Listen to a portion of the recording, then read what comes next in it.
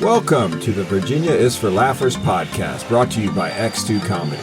If you're looking to get more out of your Shenandoah Valley experience, then this is the podcast for you. You'll meet interesting people, the comedians that perform here, and find out more about what you can do and see.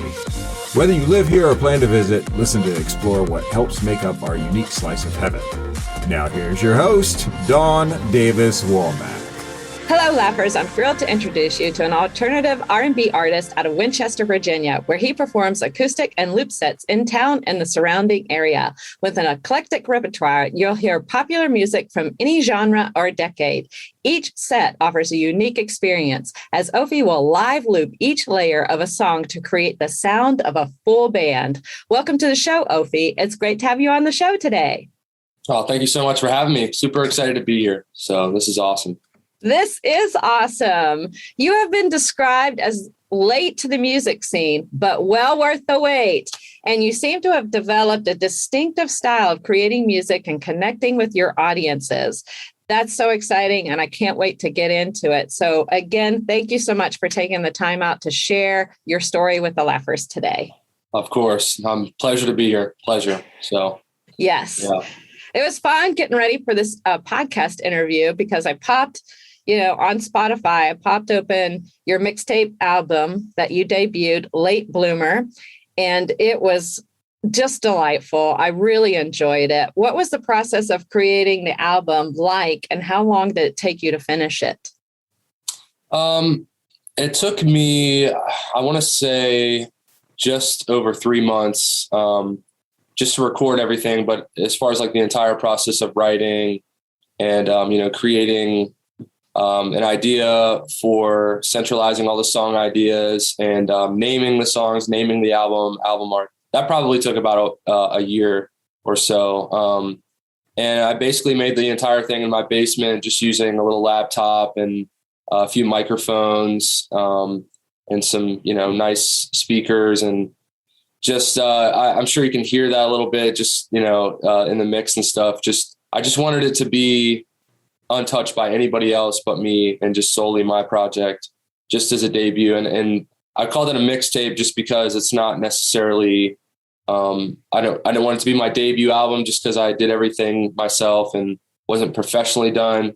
But it is, an album in the sense that it's centralized with similar ideas, and it kind of flows. So yeah, just over a year, just kind of taking all these ideas I've had for pretty much my whole life. That's kind of the process, is going through like old recordings I have on my iPhone and working those out and coming up with, the melodies and everything, and writing words.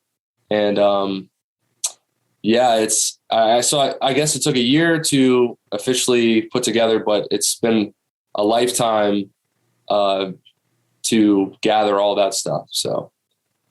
Wow. What prompted you to say, okay, I'm going to do it now. I'm going to make this album and do it all myself now? That's a good question. I think just my whole life, I kind of just played music for myself, just to have sort of an outlet for whatever I go through in my life. And everyone had always pushed me, maybe you should get out and play. Maybe you should record, put out some music. And so I did release a few singles before the album, and I had a really good response. And I kind of just, I always wanted to do it. I would say that I've always just really wanted to do it, but I was always afraid of that backlash. And I don't think I was ready for that. I guess you can say I wasn't mature enough, or I wasn't as confident in my skills, and kind of just said, you know what, if I really want to do this, because I know that I do, I just need to do it. And that's kind of why it's called Late Bloomer, because I've been playing music my whole life, and I should have done it a lot sooner. But I think timing is everything, and I think that was just the time to do it. So. Yeah, it is original. You can tell you created it in yourself. And I mean that in a very good way. That's one of the things that I thought was precious about it, is that it was yours. Yes, you're welcome. And I was wondering where the inspiration for the songs came from, because it seems to me that these are all original songs. Is that correct? Oh, yeah. Okay. Absolutely. Yeah. Yeah. All original, very personal. I don't like to talk about anything that isn't true to me or hasn't happened to me. It feels more genuine to me. And it just feels better if I can put myself totally through the music, talk about real things that have happened. And the theme, the songs kind of go on that late bloomer theme to where I feel like I'm late, or I feel like I should have been doing it. Just all those thoughts that go through my head of being scared to do it, being afraid of putting yourself out there like that, and putting your personal life out there. Cause I would never talk about it. I mean, I would never like tell anybody about it, but like if I can put it through music, that's kind of a cool way to do it. And I'm comfortable with that. So that's the theme of the album is finally breaking through and being okay with putting myself through this art form. And that's kind of the inspiration behind all of this. I really love how in that answer you're talking about, it seems to me, feeling more free to express yourself through your music about some difficult topics or things that are going on in your life. What do you think allows that to happen for you? I just, I love music so much, and it's just a way for me to communicate. And communicating as well as like listening to others' experiences through that art form as well. And I'm so receptive through music when other people are communicating that way. So I like to communicate that way as well. And the cool thing about music is there's not necessarily a language barrier or any sort of thing like that. I mean, we can all communicate with music. We're all musical beings. So music's always been something in my heart since I can remember. So it's just, that's just the way that I like to receive and send communication. So I think that's just what I'm comfortable with. That seems to be common among our musical artists that we get to meet and talk with in terms of how they express themselves. I think it's amazing. So I'm super excited to get into this a little bit more. Your debut really did well, and you ended up landing an opening spot for a major act. Can you tell us about that story and what that experience was like for you? Sure. Yeah. So when I dropped the mixtape, just had really, really good feedback from, mostly my friends. I mean, I just have such supportive friends, and I'm born and raised in the area. So I know a lot of people, and I went to school with a lot of people in the area, and just everybody they just welcomed it so well and gave me so much support for it. So, of course, after you release something, you have to push and promote, and did a lot of promotion. I got on some cool playlists. On Spotify, I had, a magazine reach out. We did an interview, and actually had some collaborations that I was involved with some pretty big artists. And so then, the next thing led to another. Brightbox reached out, so we need an opener for Nappy Roots. We're wondering if you're interested. I'm like, of course. This is great. Things are working out well, and I was so happy to play with these guys. They've come here all the time. They're just always so cool. And I got to say, that was probably the most nervous I've ever been in my entire life. I just remember sitting in the green room backstage, like heart pounding, like, it was just a full crowd. And it was my first time on a really big stage like that. And I'd only been out playing publicly for about a year. So it was all happening super fast. And that's been a challenge too, as an artist, just to try to remain calm in those situations. But it was so great. I had a great crowd. I played my originals. I played some covers, and people were dancing, and got to meet the group Nappy Roots, who I opened for, and they were just so awesome. Told me, they liked what I did up there. I did some looping up there too. So a lot of fun, definitely a great experience, something cool to put on the resume. And I had a blast. Hopefully something good like that can happen again. Definitely. That would be amazing. That album you debuted was in June 2019. And then, as I understand it, you were hoping to build on that as an emerging artist, expanding your versatile repertoire of playing styles, instruments, and ideas. But then the unexpected misfortune of COVID hit all of us. So how has the last couple of years looked like for you as an artist with that original goal over this pandemic? Well, it's been tough. I'm not going to lie. I was playing and working 7 days a week before COVID hit.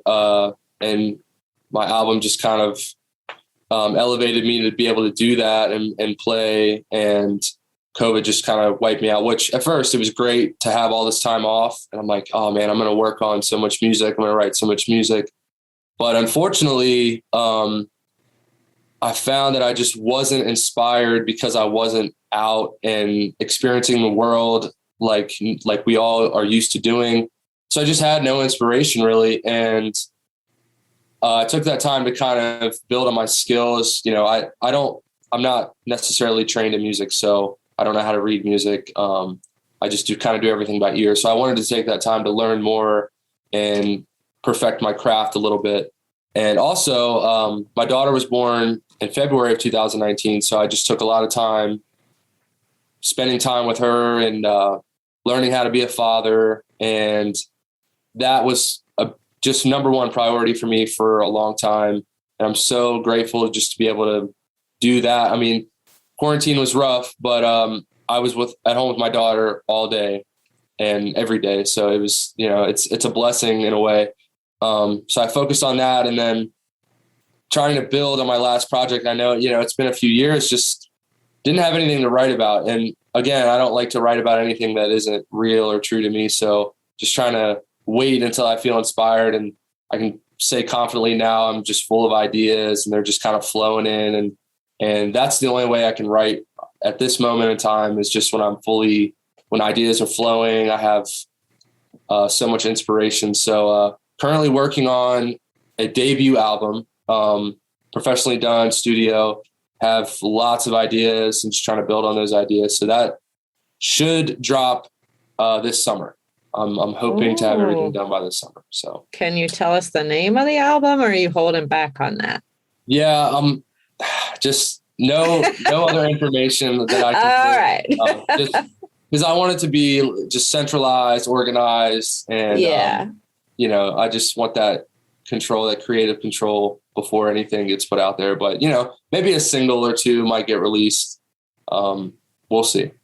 Okay. Now, what's your daughter's name? Amelia. Amelia. With an L. Yeah. Okay, Amelia. Is she maybe part of the inspiration behind some new songs, being a new father? Oh, absolutely. Yeah. There's going to be a lot of inspiration, a lot of songs about her. She's just amazing. I mean, so smart. She loves music too. She's always dancing, always singing. She makes up her own songs all the time. So, as a 3-year-old, she acts like a 13-year-old. And yeah, she's amazing and definitely an inspiration for sure. That's great. You mentioned instruments, playing different instruments. What instruments do you play? I mostly play guitar. Okay. And I can play piano a little bit. That's kind of where I started when I was a kid. I started on the piano. And I just recently got a drum set, so I've been trying to work that in.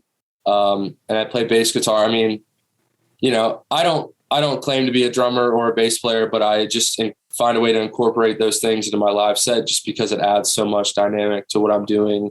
And when it comes to recording as well, I like to be the one playing all those instruments, writing all those parts for the songs too. Just that feels like the music is totally me. So that's kind of why I try to build on those skills too. And at the same time, it's just fun to be a part of every part of the song too. I just love that. And, that's the main reason why I do it. I think it's just because it's a lot of fun.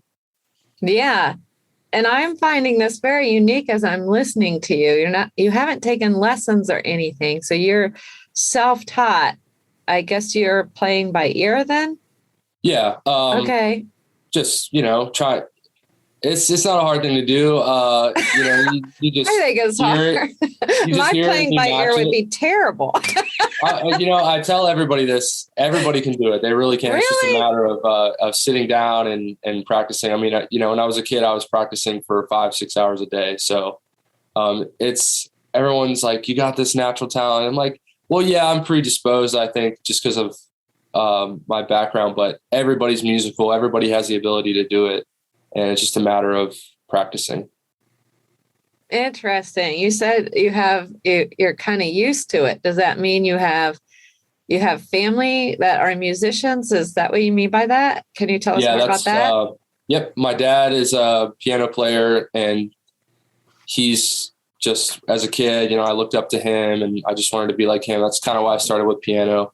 So, all his brothers are musicians. His my Uncle Chris is an amazing drummer, one of the best drummers I've ever heard. And then my Uncle Tim also is a drummer. My Uncle Dave, amazing guitar player. So it's really cool when we all get together. We can all form a band and play, and it's just this amazing family bond. And watching that as a kid, all my cousins and my uncles playing, and it's just like, man, I got to be a part of that. Like, that is the coolest thing I've ever seen. And then their parents, my grandfather, my grandmother were musicians too. My grandfather was a choir leader. He's a published musician. He's published arrangements. And then his wife, my grandmother, was an organ player for the church. And that's kind of how they met. And it's just in the blood, I guess. It's in the family. So, a published musician. Where can we find, what's your grandfather's name? Where can we find his work? Mike Op't Hof. I don't know if you can find it anywhere. I mean, He had a choir. He had his own choir. They traveled the world. Wow. So naturally, he wrote some of his own compositions for them to sing. And I have the sheet music, but I don't think, maybe my Uncle Dave might have some of the recordings somewhere, but might have to dig into that. Can you paint us a picture a little bit about what a typical family jam session might look like? Does someone just start playing and then everybody's like, oh yeah, and they're riffing off each other, I guess? Can you paint a picture for us? Well, it's mostly songs that they grew up listening to and songs that they love. So they know the songs, and that's kind of what you do if you've never practiced as a band or anything, you get a bunch of musicians to come together, you play stuff that and it just kind of works out. So if you play the song as the record is, then the band plays it pretty much flawlessly. So that's kind of what they do. They just play stuff that they grew up listening to. And of course I know the songs as well, because that's what I grew up listening to as well. So I can just hop right in. But what we've always done is go to my grandmother's basement. We play the songs, and of course she's down there too, and she's dancing around. She loves it too. And all my family's there, and we played a few shows at bars, open mics, and played a few summer events and stuff. And all the neighbors come out and like, man, you guys are awesome. Where do you guys play next? And we're like, oh, we're just family. We're just jamming, they all live, in Utah, New Jersey, all over the place. So yeah, it's a great time. That's why I started playing, just something I had to be a part of. That is really neat. Not every family can say that they can do that together. When you go out together as a family and perform as a band, is there a name for your group when you do that impromptu like that? Yeah, it changes every time, I think. So whatever they're feeling, I can't remember. It's been a long time since we've jammed, just because of COVID. We haven't had a chance to get together, but I think this summer we're going to get together. But yeah, it changes. I mean, just whatever we're feeling. Whatever you're feeling. What's your earliest memory of being a part of the jam session with your family? Well, I mean, I can just remember as a kid watching and just being amazed, and hearing my dad for the first time play and sing is just like, man, this guy is so talented, and he's such a good voice. And so then I would start, he was in some bands around the area with his friends, and I would go out and watch them, and he amazed me. So I remember my cousins stepping in. I'm like, man, like, does everybody in this family play? Like, this is what we do. And so that my earliest memory playing with them, I guess, we played an event in New Jersey with all of them. And, of course I'm nervous. I'm not, totally sure what I'm doing yet, but they're nice enough to let me join in, and it was a blast. So that's like inspired me to just keep getting better and better, just so I could be a part of that. And it's, I'm sure they love seeing me do music full time, And, when we get together, that's all we talk about is music, and it's awesome. I love it. Would you say that your family's music, I imagine, well, I'm not gonna assume, is the music that your family plays together different than what you're doing? Yeah, I would say that's mostly classic rock, what they play. And when I go out and play, and I'm sure you'll hear some of it on our show at One Tribe, I play a lot of that classic rock, a lot of those good old rock and roll songs, just because that's what I grew up playing. So we're similar in that aspect. But as far as my original music goes, it's just I'm inspired by so many different things. And I think what I put out recently is just like so different. And, that can be a blessing, and it also can be a curse, just because you want to somewhat be familiar so people can relate it to what they know and what they like.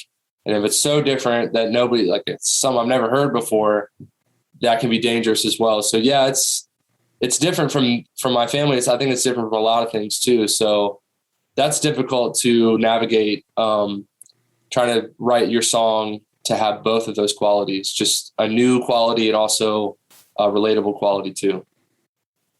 That is, distinctive style. That's you. Right. What does your dad think about your music? What kind of feedback have you gotten from him?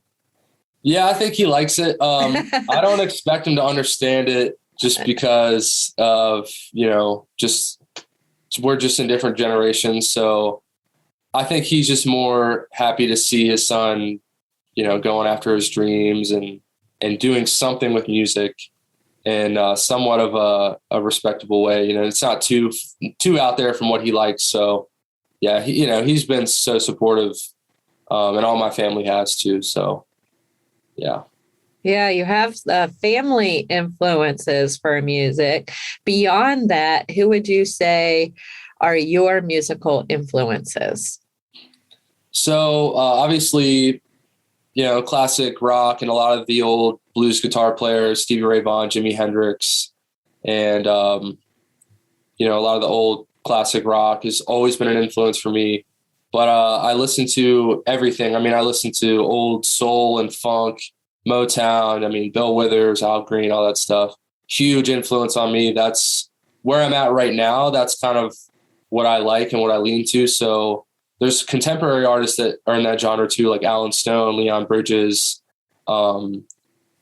D'Angelo from the 90s. He's still kind of relevant. Huge influence on me.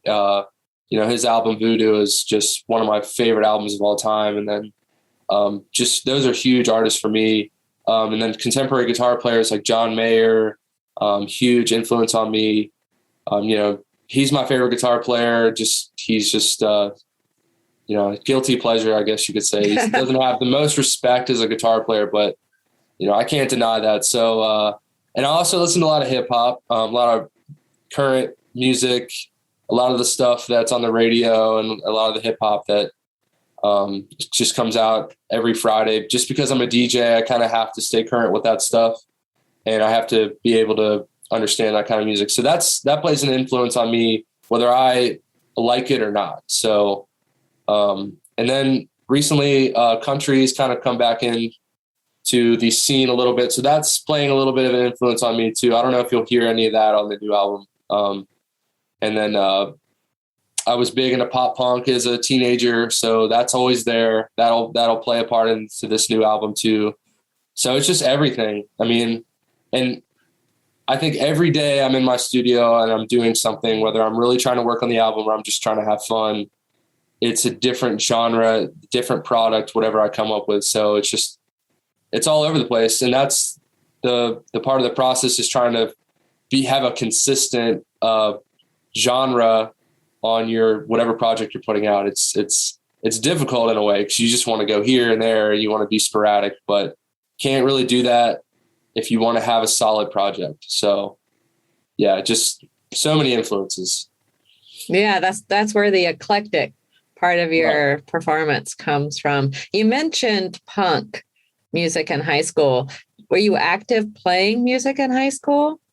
Was it punk music? Yeah. Okay. Punk or pop punk or, okay. Yeah, I don't think I was active in high school, but funny enough, in middle school, I was really active. I had some friends in the neighborhood that played a little bit. And so we had a little punk band, and we had originals. We put out an album, we put out an EP, and, we did all that as 12 and 13-year-olds. And it was so much fun. When you're 13, you don't have any responsibility. You don't have anything to do other than go to school. So it was cool. That's all we did. And just a big part of my musical experience was doing that. So we played shows, we were getting paid, we were on radio shows. Oh my gosh. We felt like we were rock stars, and it was so much fun. And, I would never let anybody hear that now. It was god awful. I mean, we had the cops called on us one time by our neighbor. It was like, tell them to turn that off. Like, that sounds so bad. So I'm like, all right, we'll turn it down, but yeah, that's from that point, that was the last time I was active in music until I started playing a year before I released Late Bloomer. So just, and I kind of kicked myself for that because I had so many opportunities in high school to play, so many opportunities in college to play, so many venues in the area. And I wish I would have started then. I had other priorities.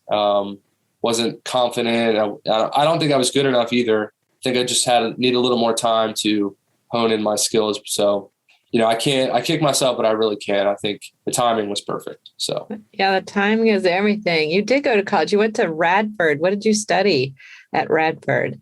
I studied communications, media production.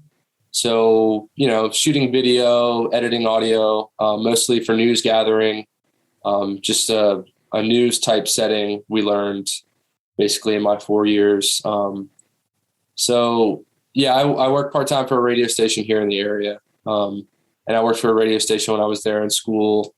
So just kind of learned how to produce video, audio, which has also helped me in my music career. So great school, had a great time there.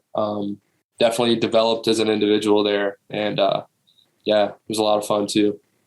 Yeah. And then afterwards, I'm wondering what your musical career looked like between graduating from Radford University and Late Bloomer.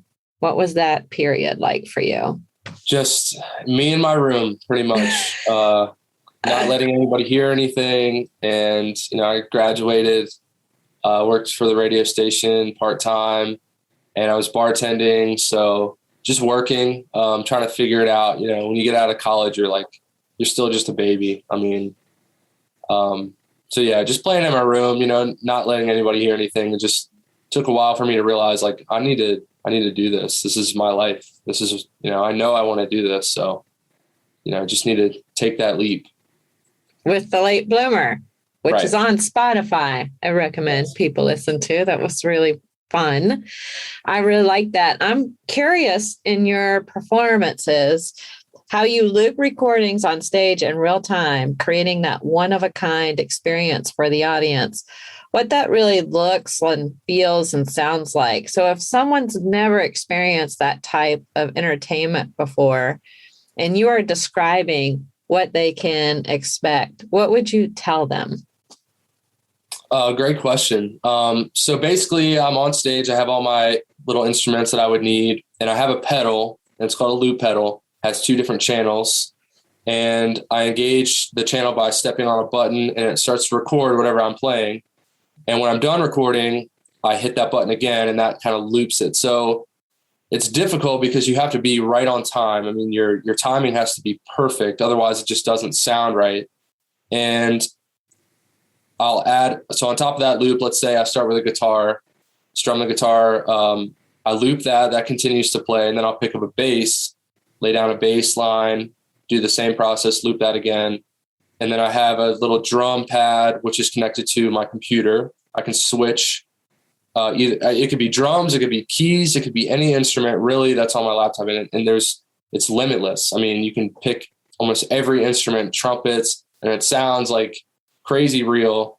So whatever I want to add through there, just kind of build on that, drums, loop all that stuff through. And at that point, you have a backtrack, you have a song.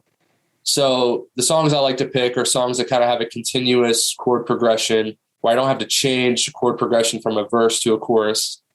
And a lot of hip hop songs are that way. They're just a continuous chord progression now. You know, I use both channels just to kind of switch things up, whether I want to take the drums out or take the bass out, and it just adds a little dynamic to the song. And at that point, I just start to sing. The song starts to go, and, you know, I play the song, and that's pretty much it. And, you know, it can be difficult because after the guitar is recorded, I have to put that down. I have to pick up the bass and then record that. So there's a little bit of time. It takes a little bit of time to get the song recorded and going.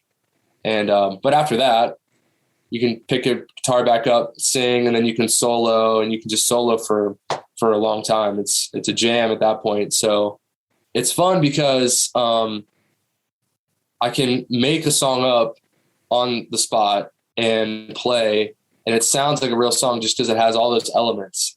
And that's really why I like to do it, because I feel like you're so limited just by playing guitar and singing. And it's like a full show at that point. It just adds so much. So that's why I like to do it, even though it's super difficult and I'm always stressed about doing it.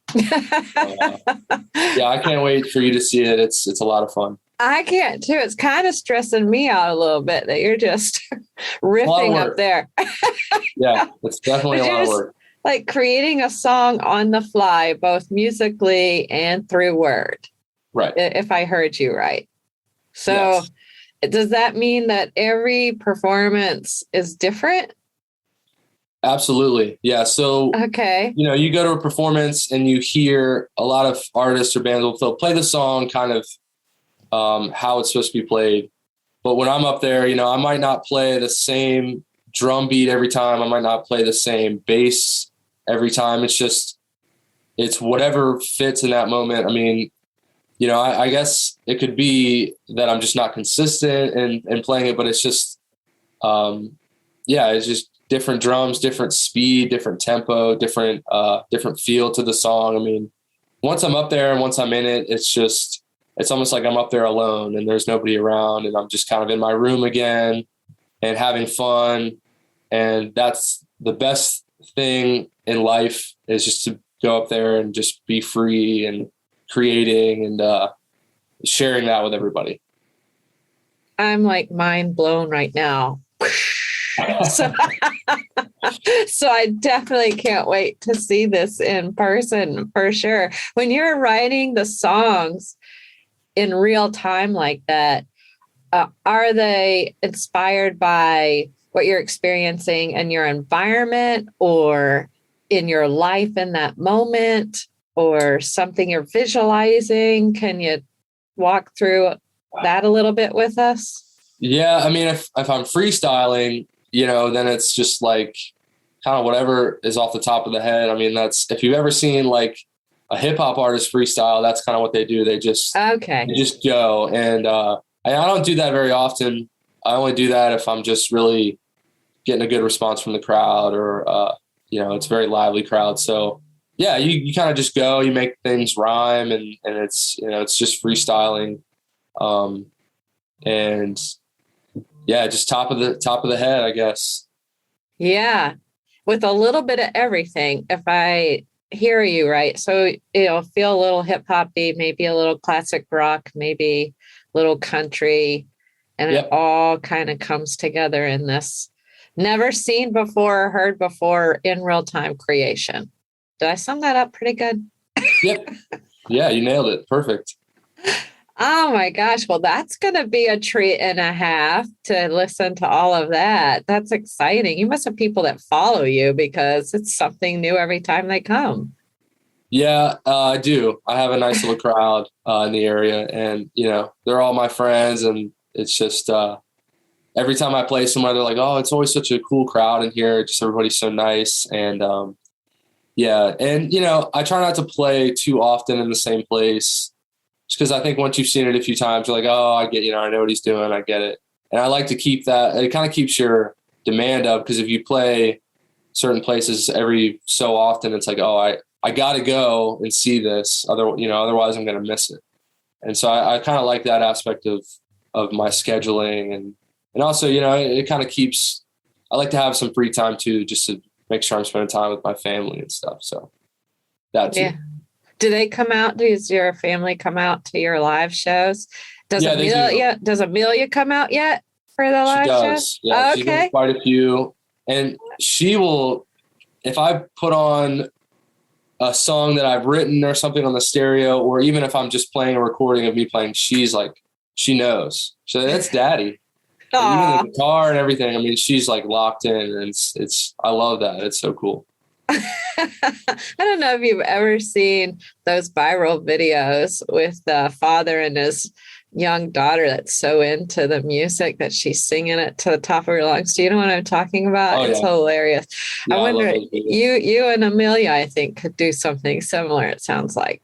Yes, we do. Yeah, she is so musical, and I love to see it. I mean, her mother too, their family is, her uncle is a musical artist in Richmond, and he's really so amazing. And then her grandfather too, just musical people to the core, and they're bluegrass country, and it's just, so when we go there and spend time with her family, it's no different than spending time with my family. It's music on the front porch, and it's the same exact thing, just jamming, whatever we can think of. They all sing, they all play. Her cousin is an artist. So yeah, my daughter is just a musical person. She can't escape it even if she wanted to. It's in her future, I see. That's great. Well, I'm going to look forward to seeing Amelia grow up and seeing her individual touch and thumbprint on music. That's going to be beautiful. Yes, it will. I can't wait. I'm looking forward to that. So what's next for you in your musical career? Oh, just really trying to put this next project out and do it for real. Book a tour, have merchandise, all that stuff. Just really, really give it a good shot. Because it's hard to do all this and make a living out of it and make enough money to pay bills and stuff. And I've been blessed and thankful enough to be able to do that. So, it's a little bit of an investment of time and money to do all this stuff, to record a professional album, to put out merchandise and travel to play venues and stuff. So that is just all my focus right now, is trying to do all that stuff. Cause I told myself, this is what I want to do. I'm going to give it a really good shot, my best shot. Try to make really, really good music.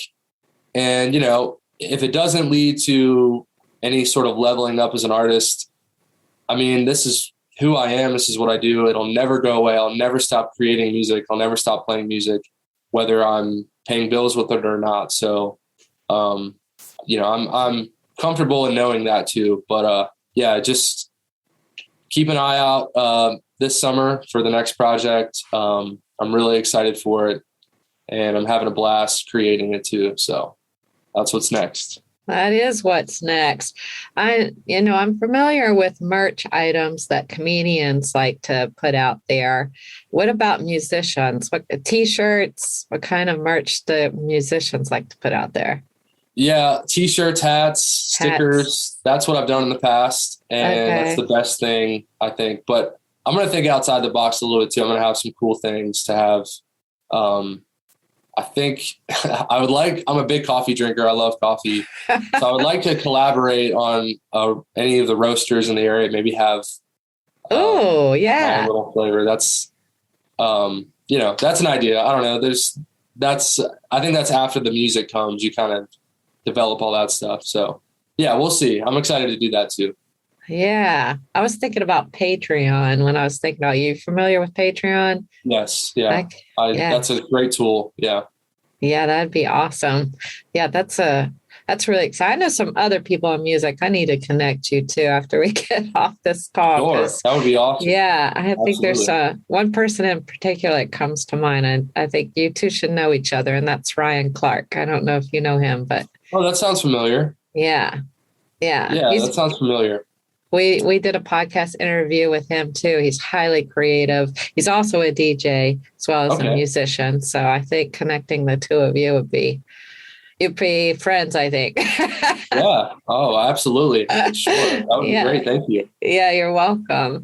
Well, how can people best follow you on social media or otherwise to connect with you? I'm pretty active on Instagram, and my Instagram is Instagram.com/MOP THOF, and that's just my last name. And if you want to see where I'm playing, I have my shows listed on my website, www.ophieentertainment.com. And again, OPHIE is spelled OPHIE. I know it's a weird name, but that's all I got.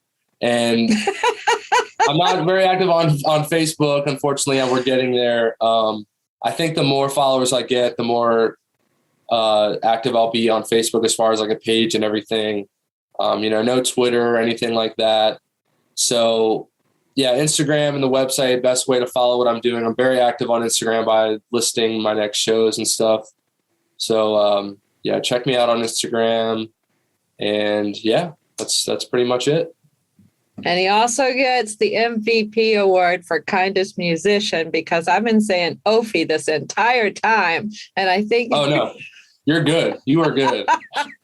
So it's funny that you say that, just because when I started calling myself OPHIE, everybody was saying OPHIE. I mean, everybody. So like, okay.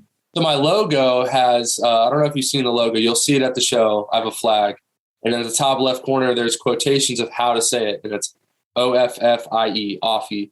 And even still, I put that there and everybody still calls me OPHIE. So like, I'm thinking I'm just going to change it, the quotations, to OPHIE, just because that's your audience is telling you something. Yes. I have to listen. I have to respect that. And people say OPHIE and I say OPHIE. I'm like, hey, how's it going? I'm OPHIE. And it's, it's whatever. I don't care. It's like Bon Iver. If you know Bon Iver, the correct way to say it is Bon Iver. Everybody says Bon Iver, and people are like, oh no. So I'm not like that. I don't care. Good. You can call me whatever you want to call me. As long as you're listening and supportive, that's cool. Okay, good. I feel not alone. And I think what you're saying, I think what you're saying is, if they're calling you for dinner, they can call you anything. Yeah. And when people say, hey, what's your name? Who are you? I say Mike. That's my first name. So it doesn't, that's just how little it matters. Yeah. Yes. Their flexibility is your friend. I love it. Yes, absolutely. That's amazing. Well, thank you so much, OPHIE. It's been such a delight hanging out with you and hearing your story today. I really can't wait to listen to your music in person here real soon. Thanks so much for coming on the show again today. This has been super, super great. Yes. Thank you so much for having me. I'm looking forward to hearing your set as well. Can't wait to do it. So thanks again.